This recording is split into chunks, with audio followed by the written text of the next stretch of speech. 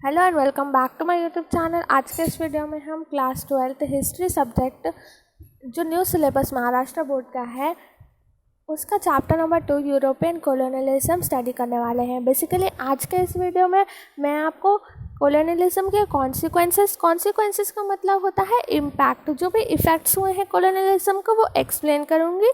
उसके बाद हम पढ़ेंगे European colonialism in America.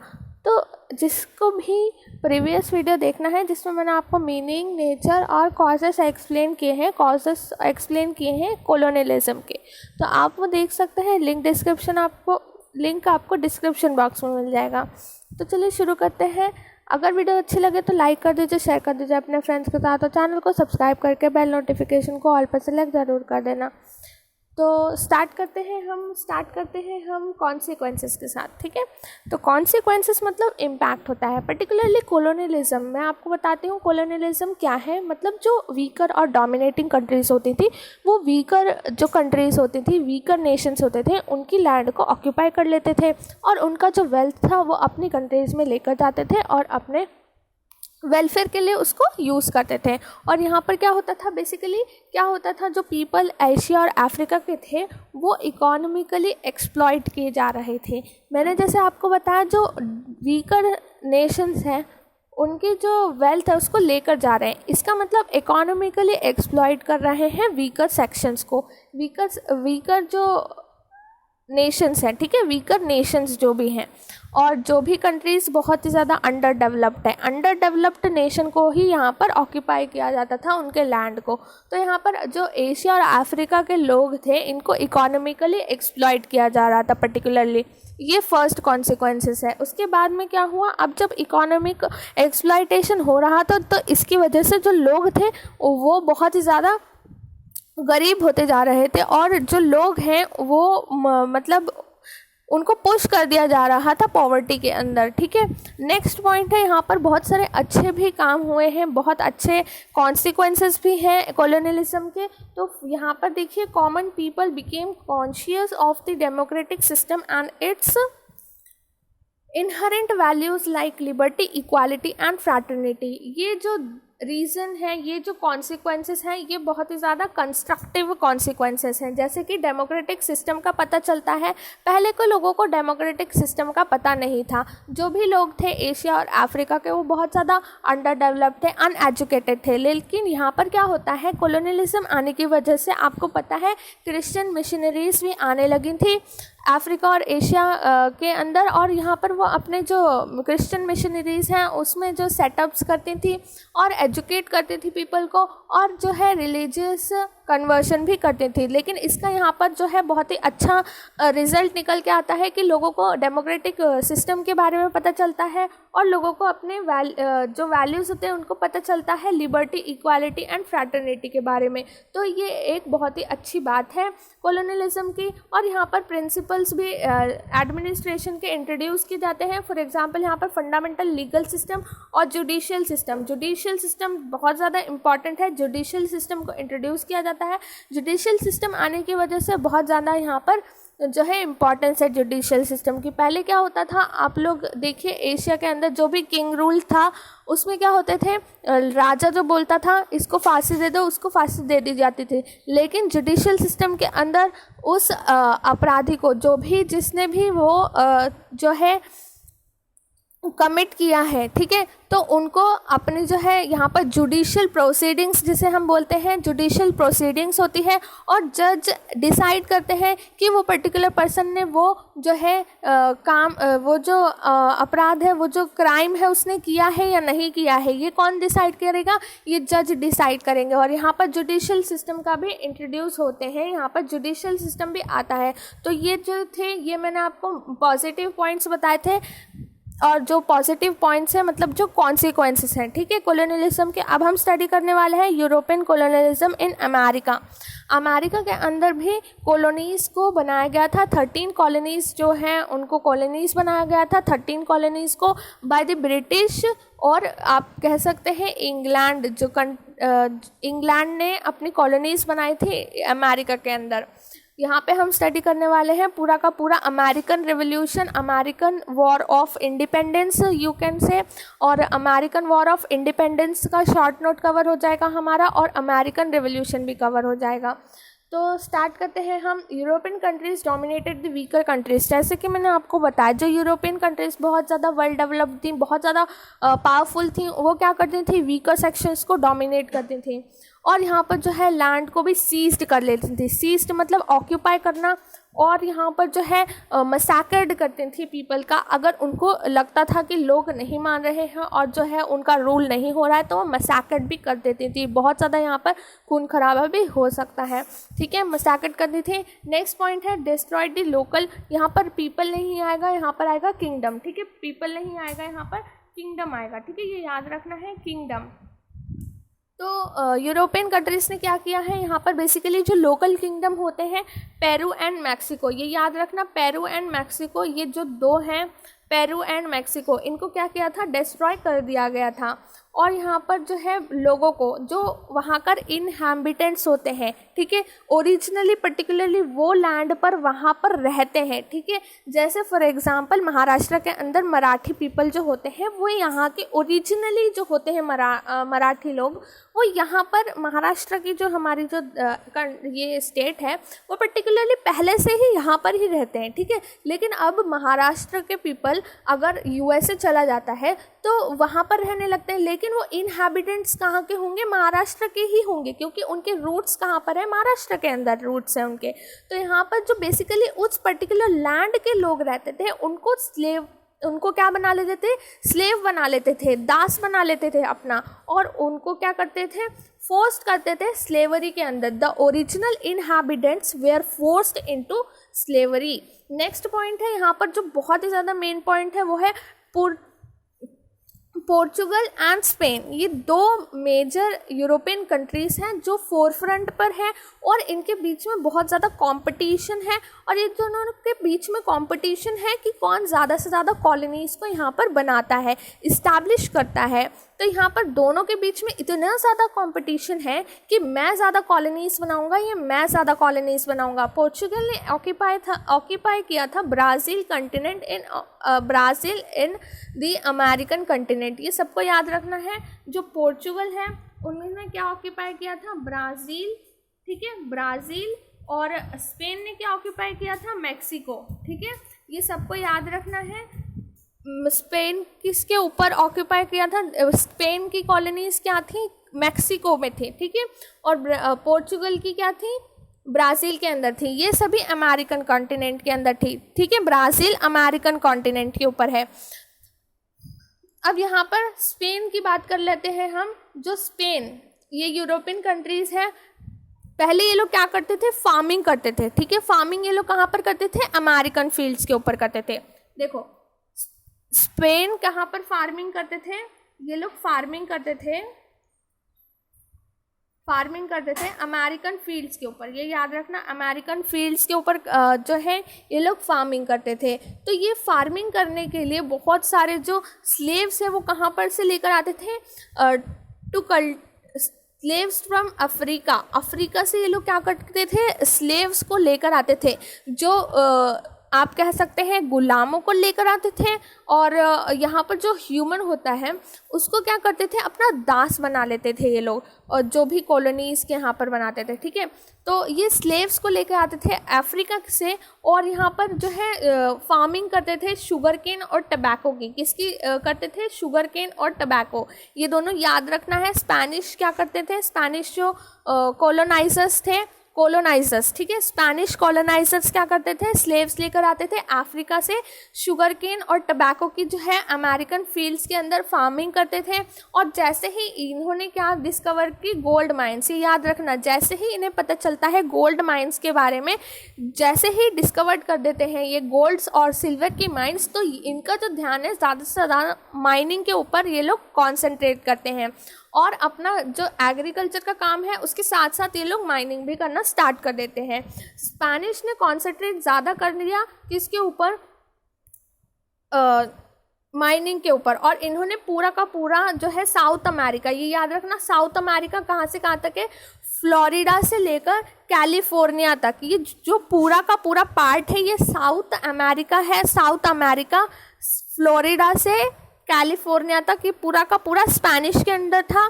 Spanish मतलब स्पेन के अंदर था, और ये पूरी की पूरी कॉलोनीज थी स्पेन की, ये याद रखना है सबको। और इसी की वजह से ये पूरा का पूरा जो कॉन्टिनेंट था इस पे फार्मिंग प्लस माइनिंग, तो इससे क्या हो रहा था, उनको बहुत ज़्यादा ग्रेट वेल्थ मिल रही थी, ठीक है। बहुत ज़्यादा पैसा, इधर से पैसा उधर से पैसा, पैसा ही पैसा, मतलब पैसा पैसा पैसा, सब जगह से पैसा आ रहा है यहाँ पर, समझ जाओ, ठीक है। स्पेन के पास में हर तरीके से वेल्थ आ रहा है, फार्मिंग से वेल्थ आ रहा है और माइनिंग से वेल्थ आ रहा है, वेल्थ आ रहा है।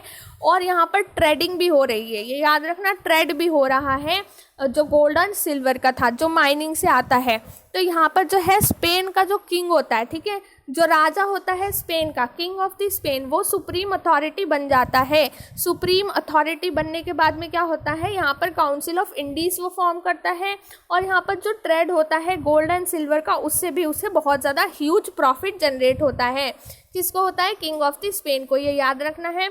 और जो ट्रेड होता है गोल्ड एंड सिल्वर का, जिससे उन्हें बहुत ज़्यादा प्रॉफिट आता है, तो ये कौन देखता है, इंग्लैंड, फ्रांस और हॉलैंड, ये जो तीन यूरोपियन कंट्रीज हैं ये देखती हैं, इंग्लैंड, फ्रांस और हॉलैंड, ये लोग देखते हैं कि स्पेन के पास तो बहुत पैसा है, और ये लोग उसी की कॉपी करना चालू कर देते हैं, कॉपी कैट बोलते हैं ना। ये लोग क्या करते हैं, जैसे स्पेन ने कॉलोनीज बनाई हैं, इन्होंने भी कॉलोनीज बनाना स्टार्ट कर दिया। Also began to establish colonies, ये क्या करते हैं, ये भी कॉलोनीज बनाना स्टार्ट कर देते हैं।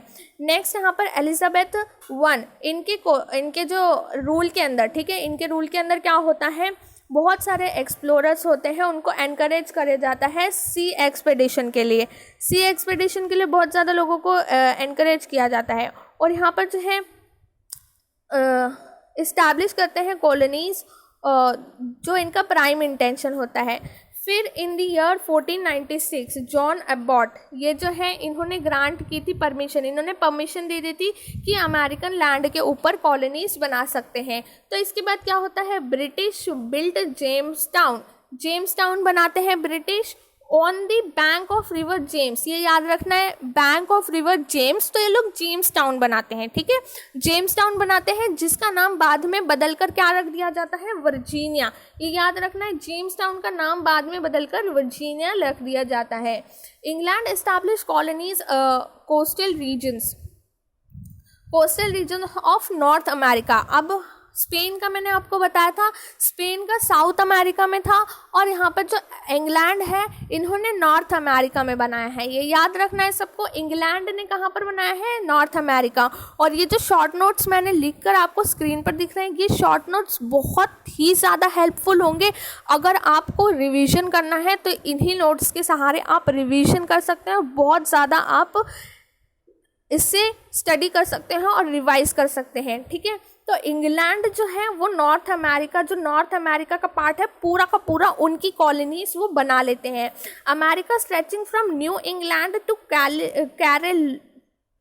कैरोलिना, ठीक है, ये पूरा का पूरा एंटायर जो है उनकी कॉलोनीज है। नेक्स्ट उसके बाद में इंग्लैंड क्या करते हैं, begin to impose restrictions, England क्या करते हैं, रेस्ट्रिक्शंस यहाँ पर इम्पोज करना चालू कर देते हैं कॉलोनीज के ऊपर यहाँ पर इस्टेब्लिश करते हैं अपना रूल इस्टेब्लिश करते हैं, और यहाँ पर बहुत सारे रेस्ट्रिक्शंस लगा देते हैं, मैरीटाइम लॉ लगा देते हैं, स्टैम्प एक्ट लगा देते हैं, और मोनोपोली कर देते हैं ईस्ट इंडिया कंपनी की मोनोपोली। ये सब मैं आपको एक्सप्लेन करूंगी। फर्स्ट वन है मैरीटाइम लॉ, यहाँ पर बहुत सारे शिप्स जो होते हैं उनको क्या किया जाता है,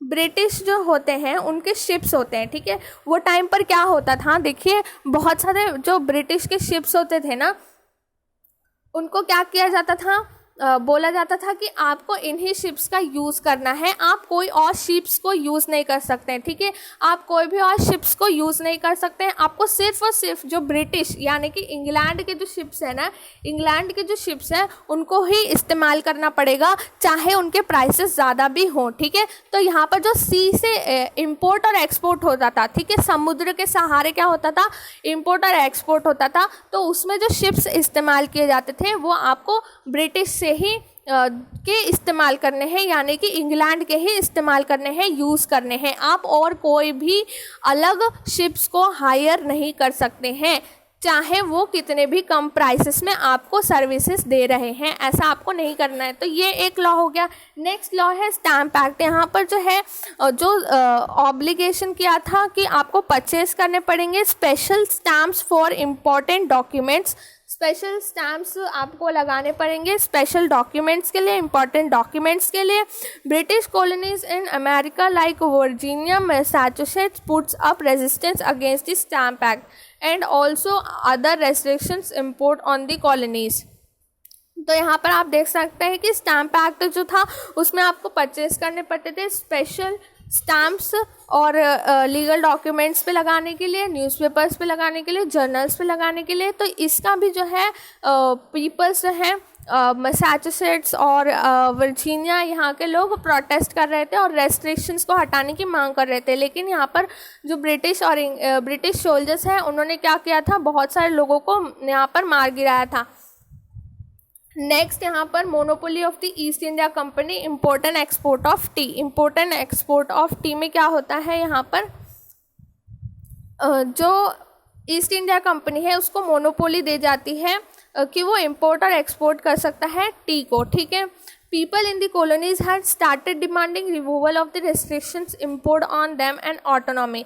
तो यहाँ पर जो ये ऑटोनॉमी दी गई थी कि जो टी है वो कॉलोनीज़ को कौन सप्लाई करेगा, ईस्ट इंडिया कंपनी। तो ये जो मोनोपोली थी इसको हटाने की मांग कर रहे थे, लेकिन यहाँ पर जो ब्रिटिश की गवर्नमेंट जो है उन्होंने मना कर दिया था कि हम ऐसा कुछ भी नहीं करेंगे, हम नहीं हटाएंगे अपने रेस्ट्रिक्शंस को, और यहाँ पर ईस्ट इंडिया कंपनी की ही मोनोपोली होगी। तो यहाँ पर जो है पीपल ने क्या किया था, अमेरिकन पीपल्स ने बॉयकॉट करना स्टार्ट किया था ब्रिटिश गुड्स को। और यहाँ पर as an act of resistance, ये याद रखना, as an act of resistance यहाँ पर बॉस्टन टी पार्टी होती है इन द ईयर 1773। अब बॉस्टन टी पार्टी आप ये बिल्कुल भी मत समझ लेना कि यहाँ पर जो बॉस्टन टी पार्टी में लोग बहुत सारे मिलके चाय पीते हैं, तो ऐसा कुछ भी नहीं हुआ है। यहाँ पर बहुत सारे लोग इकट्ठा होते हैं और as an act of resistance, और ये जो रिवोल्ट करते हैं तो क्या करते हैं, जो भी शिप्स टी बॉक्सेस होते हैं शिप्स के ऊपर, ये क्या करते हैं, उनको पानी में डाल देते हैं, dumped the boxes of tea into the sea, ठीक है। मतलब जो टी के बॉक्सेस होते हैं उनको सी में डाल देते हैं, पानी में डाल देते हैं, और सारी की सारी जो है टी बर्बाद हो जाती है यहाँ पर ईस्ट इंडिया कंपनी की। तो उसके बाद में क्या होता है, यहाँ पर फेडरेशन बनाई जाती है, कॉन्टिनेंटल कांग्रेस की फर्स्ट मीटिंग यहाँ पर 1774 में बुलाई जाती है। उसके बाद में ये लोग डिसाइड करते हैं इसी मीटिंग के अंदर कि हमें बॉयकॉट करने हैं ब्रिटिश गुड्स को, और इसके बाद में जो है यहाँ पर से ही स्टार्ट होता है American war of independence. American war of independence start हो जाता है। नेक्स्ट ये जो 13 कॉलोनीज थी अमेरिका की, ये साथ में आती हैं और डिक्लेयर करती हैं इंडिपेंडेंस, ठीक है, अपने आप को इंडिपेंडेंस डिक्लेयर करती हैं फ्रॉम द ग्रेट ब्रिटेन, ठीक है। ये एक जगह है अमेरिका के अंदर, ये जो 13 कॉलोनीज है, यहाँ पर आपको ग्रेट ब्रिटेन दिखेगा अगर आप मैप में देखेंगे तो ये एक पर्टिकुलर जगह है, यहाँ से ये लोग डिक्लेयर करते हैं कि हम स्वतंत्र हैं। 13 कॉलोनीज ये साथ में आ जाती हैं। और उसके बाद में 4 जुलाई को मीटिंग होती है सेकेंड कॉन्टिनेंटल कांग्रेस जो है, ये सेकेंड कॉन्टिनेंटल कांग्रेस इसलिए बोल रहे हैं क्योंकि ये इनकी सेकेंड मीटिंग थी, ठीक है, सेकेंड मीटिंग थी इसलिए सेकेंड कॉन्टिनेंटल कांग्रेस है। Adopted the declaration of independence, ये याद रखना है कि जो सेकेंड कॉन्टिनेंटल कांग्रेस है उसमें जो है इन्होंने एक डॉक्यूमेंट जो है डिक्लेरेशन ऑफ इंडिपेंडेंस इसको अडॉप्ट किया है। जैसे हमारा कॉन्स्टिट्यूशन होता है ऐसे ही इनका ये जो एक डॉक्यूमेंट है डिक्लेरेशन ऑफ इंडिपेंडेंस इन्होंने ये अडॉप्ट किया है। और इसको किसने लिखा है, देखिए थॉमस जेफरसन ने लिखा है, ये याद रखना है, थॉमस जेफरसन ने इसे लिखा है। और इसके अंदर जो की पॉइंट्स है वो देखिए, यहाँ पर बहुत सारे की पॉइंट्स हैं। ह्यूमन राइट्स इन्होंने इंक्लूड करी हैं, ये याद रखना है, ह्यूमन राइट्स को इन्होंने इंक्लूड किया है। Next one, life, liberty and pursuits of happiness, ये जो है ये नेचुरल राइट्स है, nobody can deprived of this rights, क्योंकि ये नेचुरल राइट्स होती हैं। अगर आप as a human being born हुए हैं इस वर्ल्ड के अंदर तो आपके पास ये सारी की सारी नेचुरल राइट्स हैं। आपसे ये नेचुरल राइट्स कोई भी नहीं छीन सकता है। आपके जीने का अधिकार जो है वो आपसे कोई नहीं छीन सकता है। लिबर्टी यानी स्वतंत्रता, यह आपसे कोई नहीं छीन सकता है। परस्यूट्स ऑफ हैप्पीनेस, ये भी नेचुरल राइट्स के अंदर ही है। तो ये जो नेचुरल राइट्स ह्यूमन राइट्स थी इनको इंक्लूड किया गया था डिक्लेरेशन ऑफ इंडिपेंडेंस के अंदर। नेक्स्ट यहाँ पर देखिए, कॉन्फ्लिक्ट तो जारी ही थे। यहाँ पर इन्होंने अपने आप को डिक्लेयर कर दिया था कि हम इंडिपेंडेंस हैं अमेरिकन कॉलोनीज़ ने, लेकिन यहाँ पर ब्रिटिश आर्मी और जो कॉलोनीज़ हैं उनके बीच में बैटल्स बहुत सारी हो रही थी। फाइनली क्या होता है, एट सैराटोगा, ये एक कॉलोनी है और यहाँ पर जो है इन्हें विक्ट्री मिलती है ओवर दी ब्रिटिश आर्मी। मतलब यहाँ पर अमेरिकन जो कॉलोनीज़ हैं ये जीत जाती हैं 13 कॉलोनीज़ और ब्रिटिश हार जाती है। और इसके बाद क्या होता है, यहाँ पर जो लॉर्ड कॉर्नवालिस होते हैं, ठीक है, ब्रिटिश जनरल होते हैं, ये सरेंडर कर देते हैं अमेरिकन आर्मी को और अमेरिका को इंडिपेंडेंस मिल जाती है। और यहाँ पर रिवोल्ट फॉर द इंडिपेंडेंस होता है और यहाँ पर अमेरिकन रेवोल्यूशन होता है और एट द एंड आपने देखा कि अमेरिका को यहाँ पर इंडिपेंडेंस मिल जाती है। और अमेरिका की जो ये इंडिपेंडेंस की लड़ाई थी इससे हमें यहाँ पर जो है अमेरिका के लोगों ने प्रूव कर दिया है वर्ल्ड को कि अगर जो आप सब्जेक्ट्स हैं, ठीक है, एक पर्टिकुलर नेशन के, एक पर्टिकुलर कंट्री के, एक पर्टिकुलर कंट्री में आप रहते हैं तो उनको राइट्स है कि अगर उनके जो रूलर्स हैं वो उनको नेचुरल राइट्स नहीं दे रहे हैं तो आप उनकी जो है Americans prove to the world that the subjects have a right to fight the rulers, ठीक है, उनके पास राइट है कि वो अपने रूलर के अगेंस्ट फाइट कर सकते हैं। अगर उनके जो राजा हैं, जो रूलर हैं, उनको नेचुरल राइट्स नहीं दे पा रहे हैं तो उनके अगेंस्ट वो रिवोल्ट कर सकते हैं। तो ये हमें गिफ्ट कहाँ से मिला है, अमेरिका से मिला है। कनाडा की बात यहाँ पर कर लेते हैं। इन शॉर्ट में कनाडा के बारे में यहाँ पर बताया गया है, Canada a country adjacent to America was acquired by the British by the Paris treaty. अब ये जो ब्रिटिश है इन्होंने एक्वायर करी थी बाय द पेरिस ट्रीटी और इसके बाद में ब्रिटिश ने अकॉर्ड किया है, इनको फेडरल स्टेटस दे दिया है कनाडा को और यहाँ पर बाई कैमरल पार्लियामेंट भी सेटअप कर दी है और इनका एक गवर्नर जनरल भी कनाडा के अंदर इन्होंने अपॉइंट कर रखा है। तो यहाँ पर हमारा अमेरिकन रेवोल्यूशन कवर अप हो जाता है ऑन द पेज नंबर 14। यहाँ पर मैंने आपको सब बता दिया है अमेरिकन रेवोल्यूशन के बारे में, 13 कॉलोनीज़ के बारे में। और नेक्स्ट वीडियो में हम मिलते हैं और मैं आपको बताऊँगी ऑस्ट्रेलिया एंड न्यूजीलैंड के बारे में और एशिया में जो भी कॉलोनीज़ बनाई थी उनके बारे में। तो मिलते हैं नेक्स्ट वीडियो के अंदर।